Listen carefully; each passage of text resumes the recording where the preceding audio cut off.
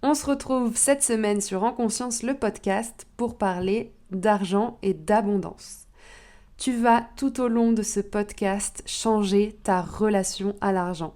Alors reste bien jusqu'au bout parce que je vais te donner un maximum de tips pour que ce ne soit plus jamais un frein dans ta vie et ton business.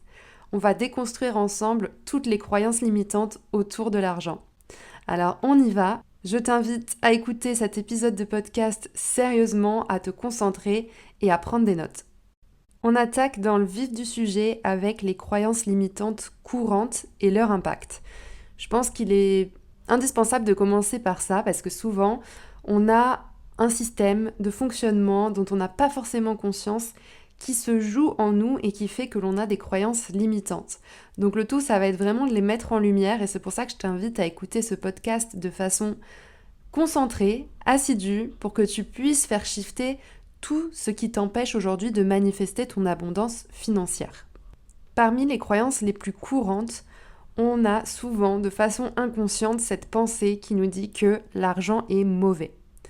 C'est une perception de la richesse qui est vraiment liée à l'avidité, à un manque d'éthique, où souvent on peut entendre dans notre famille, nos proches dire les riches c'est tous des cons, de toute façon c'est toujours tout pour les riches, ils ont tous les avantages, nous on est dans la merde. Enfin, c'est vraiment ces croyances-là qui jouent, qui sont répétées constamment et qui sont bien ancrées dans la société, qui séparent l'argent des individus. C'est-à-dire que si t'es considéré comme riche, en fait t'es une mauvaise personne, directement t'es associé à ça, parce que tu fais forcément du mal, tu fais pas bien les choses, et ça c'est fou, mais je vous assure que la majorité des gens sont conditionnés de telle sorte.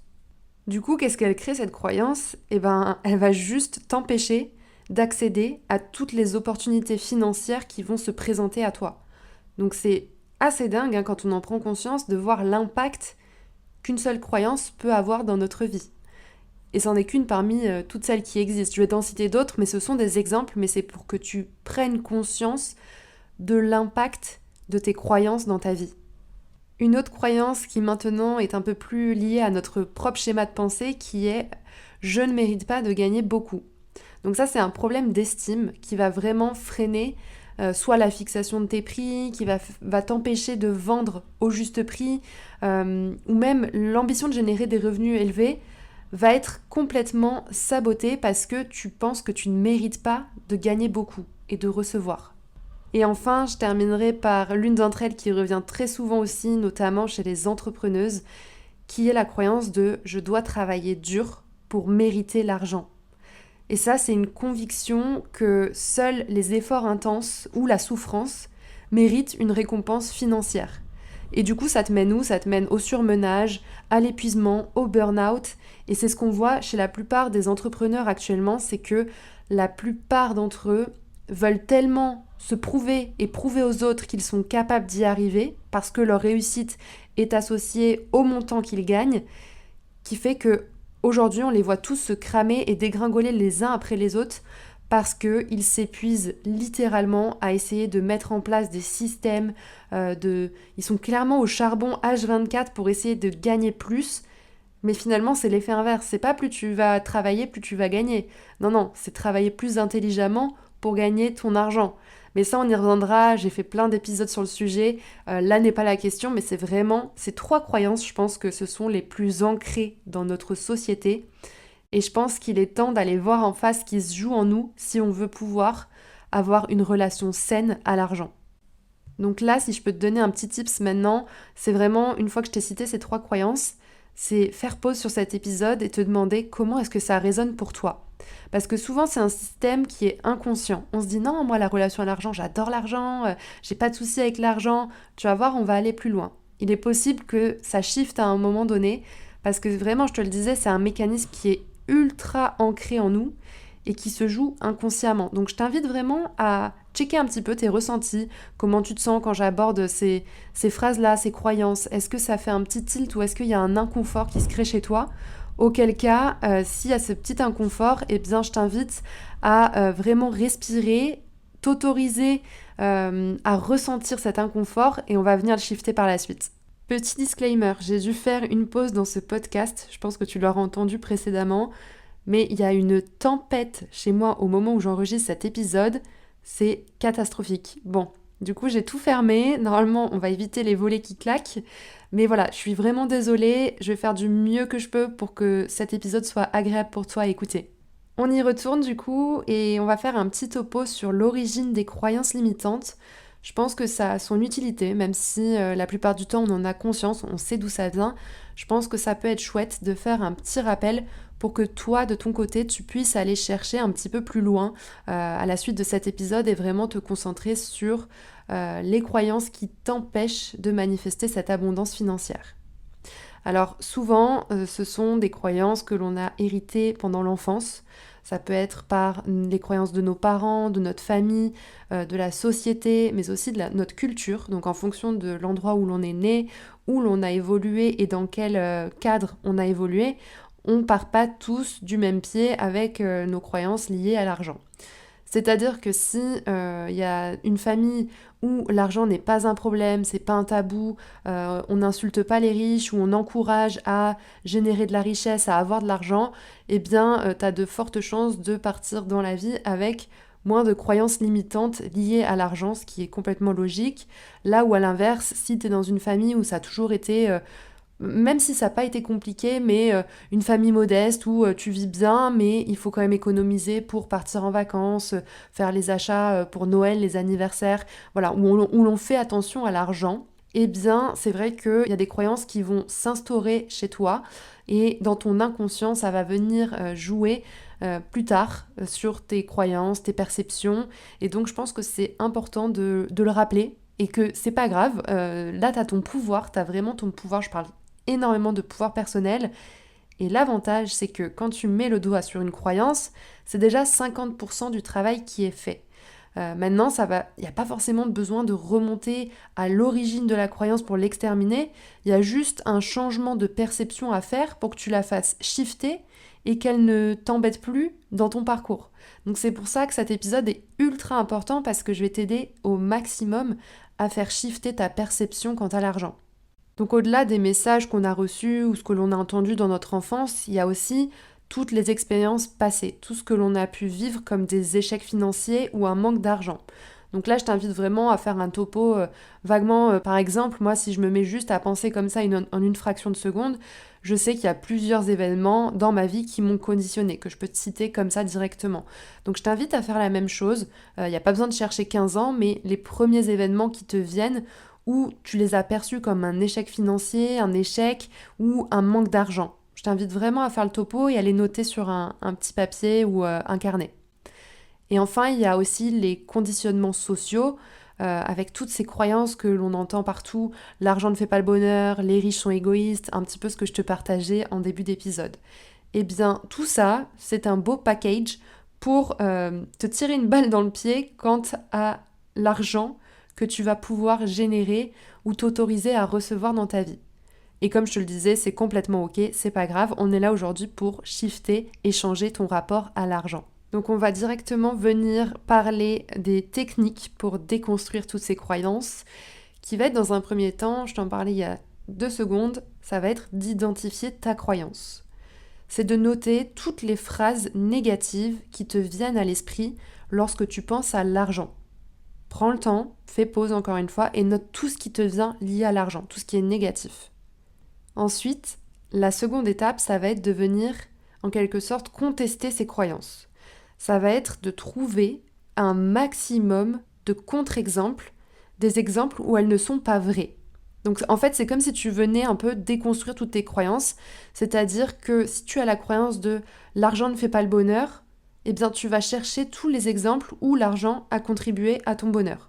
Si ta croyance c'est les riches utilisent leur argent pour faire du mal ou avoir un impact négatif, eh bien ça va être de chercher tous les exemples où il y a des riches qui sont philanthropes, des philanthropes riches qui ont un impact positif au quotidien dans leur vie.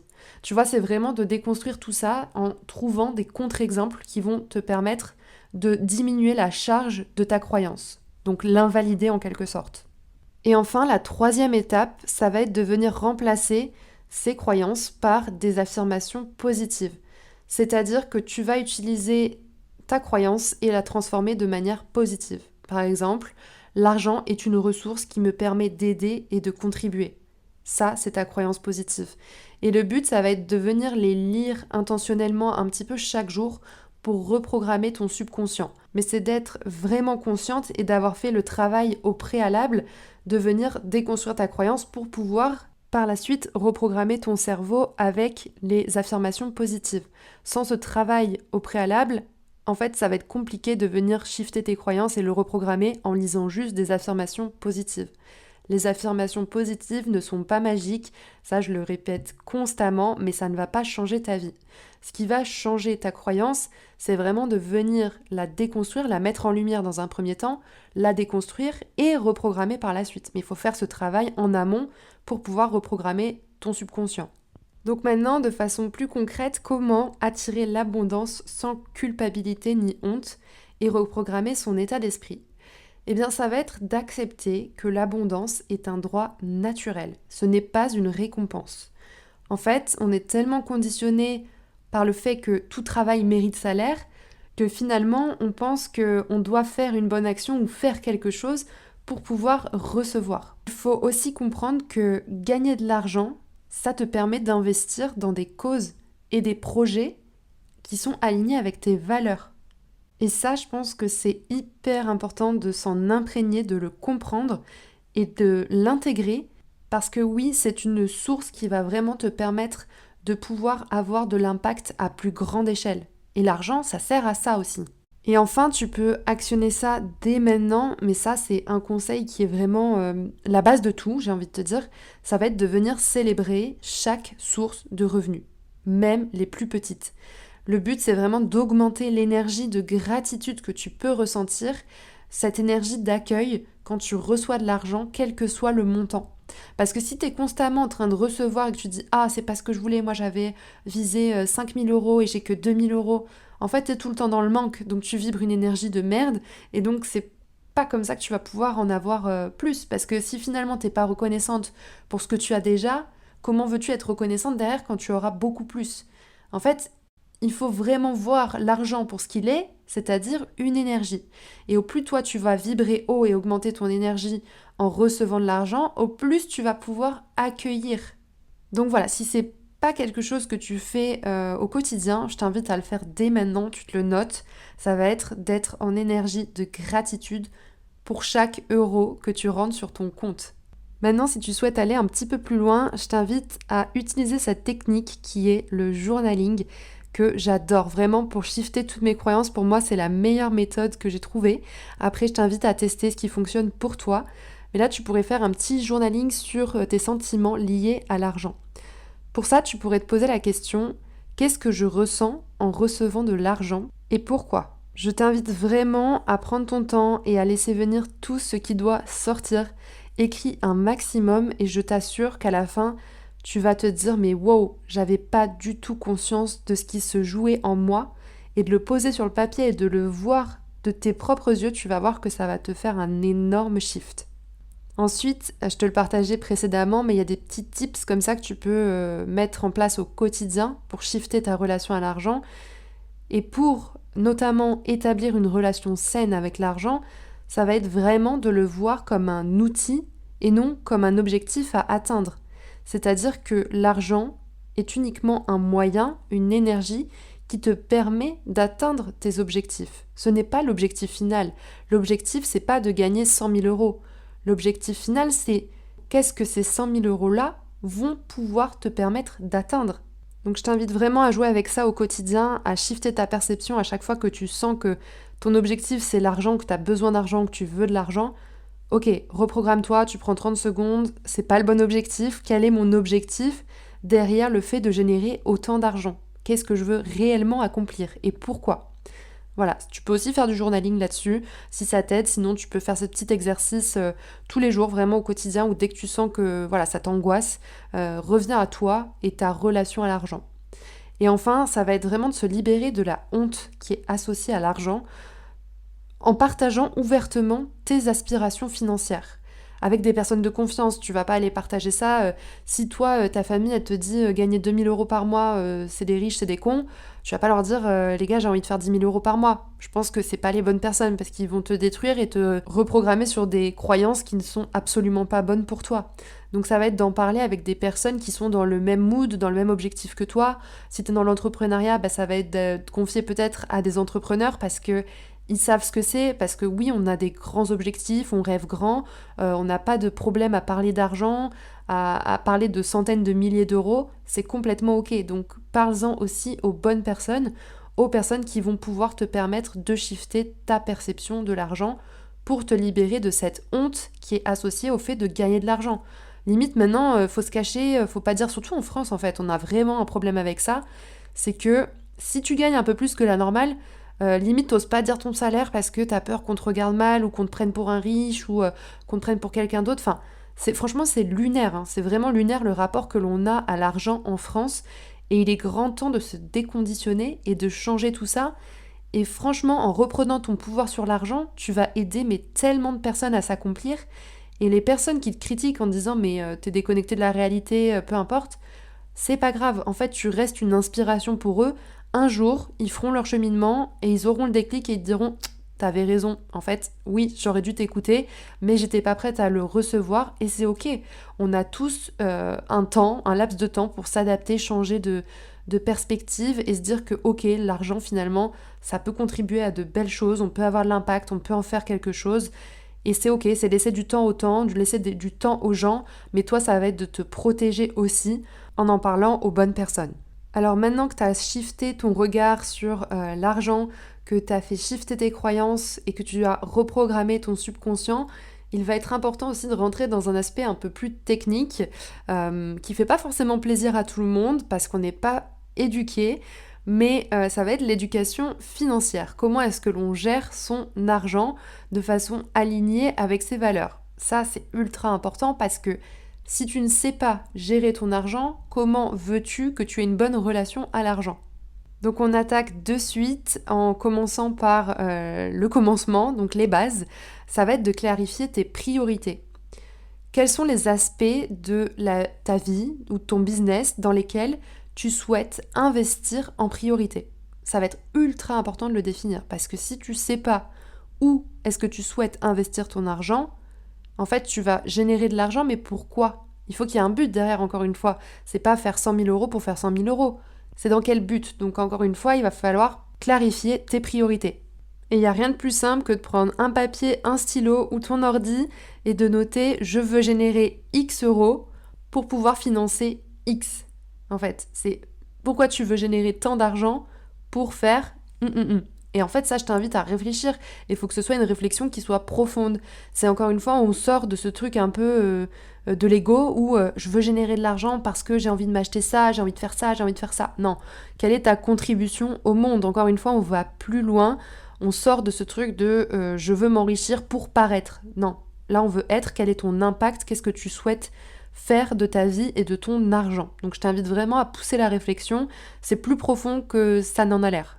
Ensuite, je t'invite, et là je ne suis absolument pas conseillère, je t'invite à le faire par toi-même, à réfléchir, mais ça va être de créer un système de gestion financière qui est simple, super simple et éthique pour toi, et ça va être de prendre par exemple tes revenus et de définir des postes comme des petites enveloppes en fait où tu te dis ok, il y a un pourcentage, tant de mon salaire, je le mets de côté pour toutes les charges que j'ai à payer. Je mets tant de pourcentage dans de l'épargne et des investissements, tant de pourcents dans mes plaisirs, mes loisirs, tant de pourcents pour donner à une association. Bref, je t'invite vraiment à te poser et à réfléchir. Tu peux faire aussi le travail en fonction de ce que tu gagnes actuellement et le répartir. Si aujourd'hui tu gagnes pas un salaire qui te permet de dégager énormément d'économies, ça va être de définir un tout petit pourcentage que tu peux mettre de côté et investir, faire travailler cet argent pour toi pour générer plus d'argent et prévoir peut-être ta retraite ou ta liberté financière à terme. Voilà, ça va être vraiment de réfléchir à plus long terme.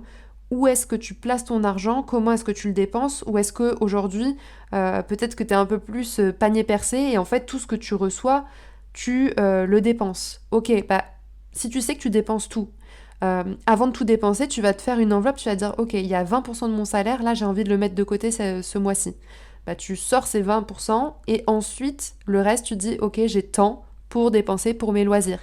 Et tu t'y tiens. Et vraiment, tenir un budget, c'est pas déconnant. Parce que oui, c'est cool d'être dans le flow, dans les dépenses, dans je regarde pas trop, parce que on est vraiment dans ce flow où vraiment manifestation, quand tu mets pas de pression sur l'énergie d'argent, bah oui, c'est plus facile d'en manifester.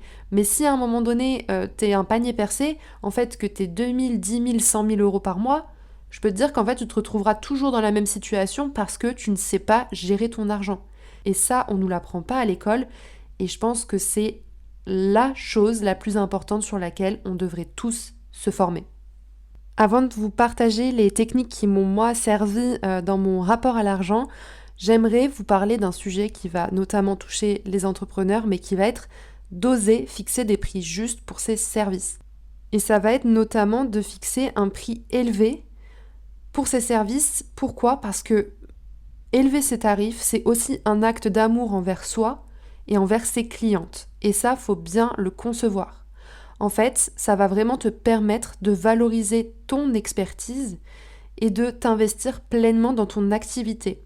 Si tu reçois 200 € pour tes services alors qu'ils en valent 2000 et que tu y passes un temps fou, une énergie de dingue, je t'assure que tu vas pas donner le meilleur de toi à tes clients et que tu vas pas t'investir à 100% dans ton activité. Donc il faut sortir de ce truc de « Ah oui, mais je t'arrive bas parce que en fait, j'ose pas, j'ai pas confiance en moi, et puis les clients, comment ils vont le percevoir ?» En fait, c'est te tirer une balle dans le pied. On prend très souvent ce problème-là à l'envers en se disant « Personne ne va jamais investir autant d'argent pour développer ses compétences ou peu importe. » Mais par contre, on se dit toujours ah oui, mais si je t'arrive bas, bah ok, je vais vendre beaucoup plus parce que les gens sont prêts à mettre le prix. » Mais c'est complètement faux, en fait, ce raisonnement, il est archi faux, il faut se le sortir de la tête. C'est clairement la plus grosse erreur que je vois chez la plupart de mes clientes. Elles arrivent chez moi et elles me disent qu'elles vendent même pas 200 € leur service. Parfois, c'est un accompagnement de 2 mois, 4 mois. Je dis, mais en fait, tu vis comment ton activité ? Ah oui, mais dans mes objectifs, en fait, c'est que si j'ai 20 personnes à 200 €, c'est bon pour moi. Mais en fait, si t'en avais 2 à 2000 €, est-ce que ce serait pas mieux finalement pour toi ?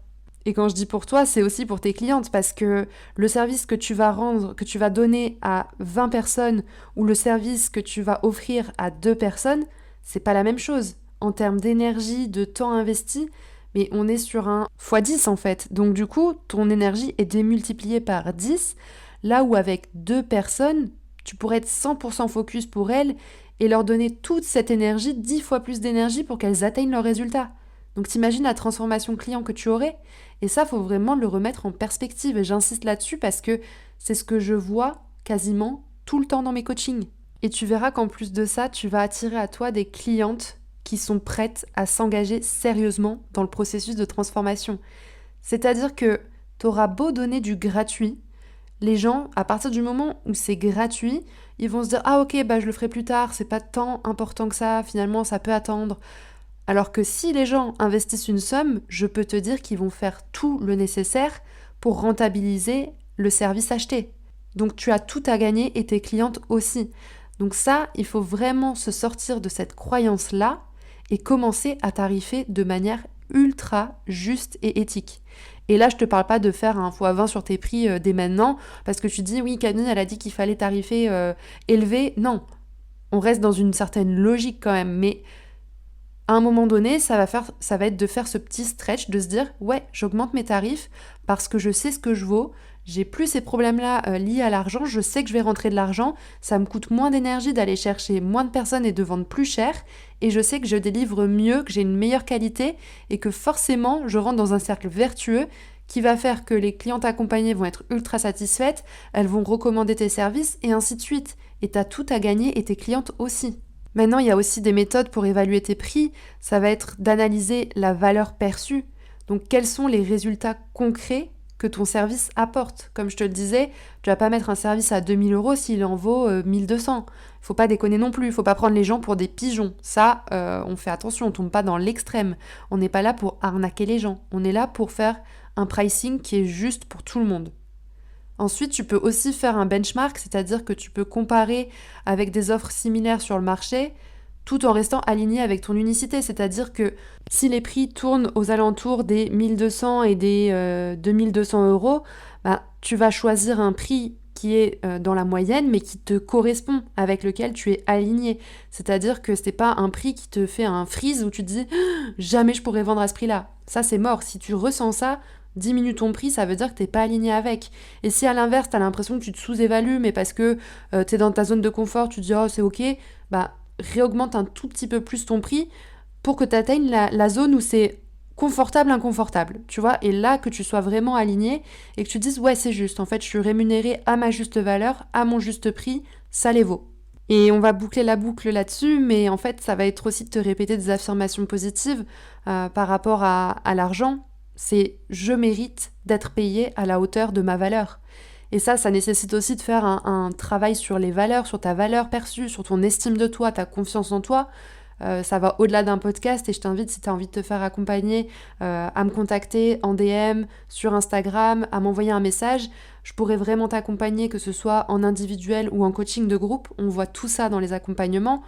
Mais maintenant, ça va être de travailler dessus avec tous les tips que je viens de te donner dans ce podcast, notamment pour travailler tes croyances. Ça va être d'aller voir ce qui te bloque encore. Donc voilà, je t'invite vraiment à réécouter ce podcast, à faire les exercices. Je t'ai donné tous les tips pour te déconditionner de tes croyances.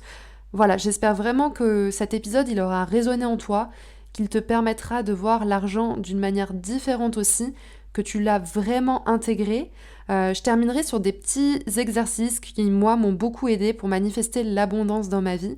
Parce que si je te parle de tout ça, c'est que moi aussi, j'ai été longtemps bloquée par mes croyances, notamment liées à l'argent, où j'arrivais pas à générer l'argent que je voulais, j'arrivais pas à trouver des clients. Enfin voilà, je suis passée par plein d'étapes jusqu'à ce que que je travaille dessus et que ça se débloque et que j'atteigne vraiment l'abondance financière.